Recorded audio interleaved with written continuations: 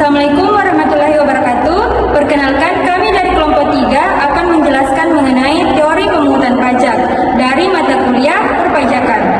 Saya Armayanti Ramadhani, NIM 1903-11010, akan membawakan materi teori asuransi dan teori kepentingan. Saya Andi Muslitasari, NIM 1903-11007, akan menjelaskan mengenai teori bakti dan teori daya pikul. Dan saya Rosmana Ali, NIM 1903-11021, yang akan menjelaskan tentang teori asas beli. Selamat menyaksikan. Pertama, teori asuransi. Seperti yang kita ketahui, asuransi adalah sesuatu hal yang akan menjamin kita di kemudian hari. Secara umum, asuransi memiliki arti pertanggungan. Dalam situs asuransi mengartikannya sebagai perjanjian antara dua pihak, yaitu peserta dan perusahaan asuransi. Peserta diwajibkan untuk membayar premi asuransi alias iuran. Kemudian pihak kedua atau perusahaan asuransi akan mengumpulkan premi dan melakukan pengelolaan terhadap dana tersebut. Menurut teori asuransi, pajak diibaratkan sebagai suatu premi asuransi yang harus dibayar oleh setiap orang karena orang tersebut mendapatkan perlindungan atas hak-haknya dari pemerintah. Adapun negara disamakan pihak penanggung, adanya pembayaran premi yang merupakan kewajiban tertanggung berhubungan langsung dengan haknya untuk menerima ganti rugi bila terjadi evenement. Sebaliknya, hak si penanggung untuk menerima pembayaran premi serta kewajibannya untuk memberikan ganti rugi bila terjadi evenement.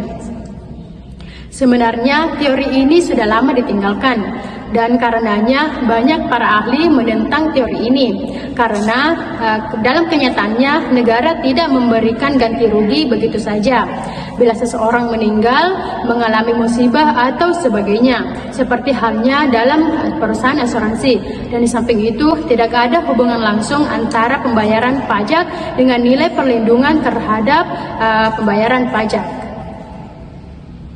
Yang kedua, teori kepentingan. Pembagian beban pajak pada negara didasarkan pada kepentingan atau perlindungan masing-masing orang.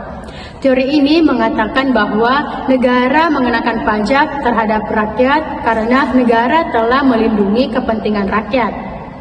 Teori ini mengukur besarnya pajak sesuai dengan besarnya kepentingan wajib pajak yang dilindungi.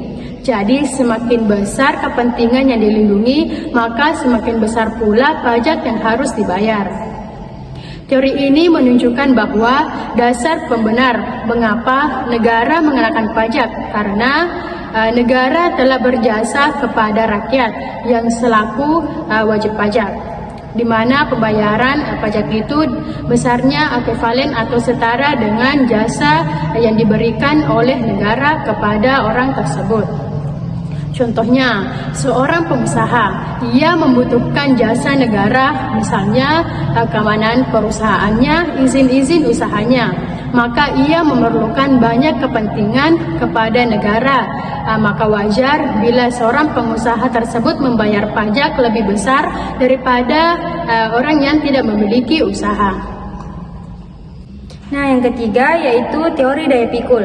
Yang dimaksud dengan daya pikul bukan hanya dilihat dari keseluruhan penghasilan yang diperoleh oleh orang yang bersangkutan, melainkan terlebih dahulu dikurangi dengan pengeluaran-pengeluaran tertentu yang memang secara mutlak harus dikeluarkan untuk memenuhi kehidupan primernya sendiri, beserta keluarga yang menjadi tanggungannya.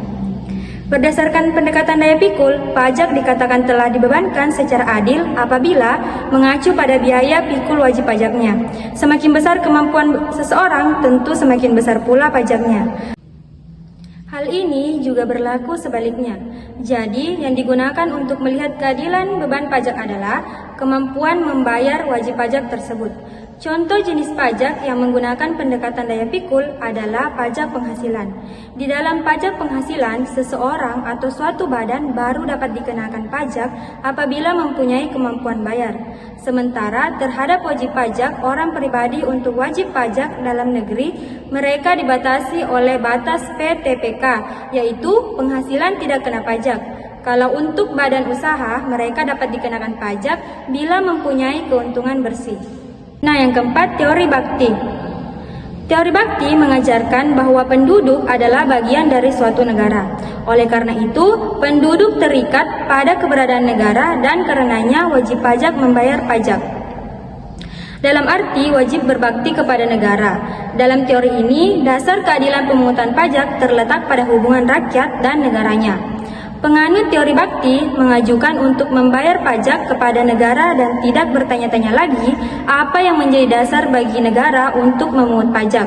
Karena organisasi atau lembaga yakni negara telah ada sebagai suatu kenyataan, maka penduduk wajib secara mutlak membayar pajak, wajib berbakti kepada negaranya. Kelima, teori asas beli. Menurut teori ini, pajak diberatkan sebagai pompa yang menyedot daya beli seseorang atau anggota masyarakat yang kemudian dikembalikan lagi kepada masyarakat. Jadi, uang yang berasal dari rakyat dikembalikan lagi kepada masyarakat melalui saluran lain.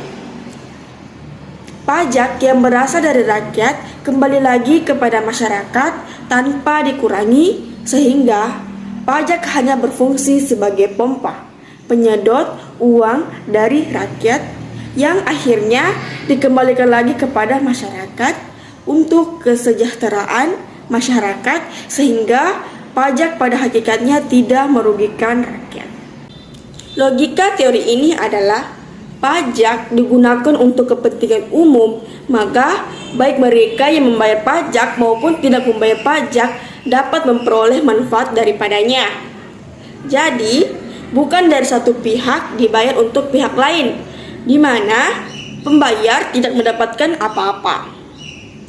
Dalam pajak, pembayar pajak juga ikut menikmati hasilnya. Pudiamono 2019. Nah, itulah tadi penjelasan mengenai teori pemungutan pajak. Semoga bermanfaat untuk teman-teman sekalian. Jangan lupa like, Komen, And subscribe. Assalamualaikum.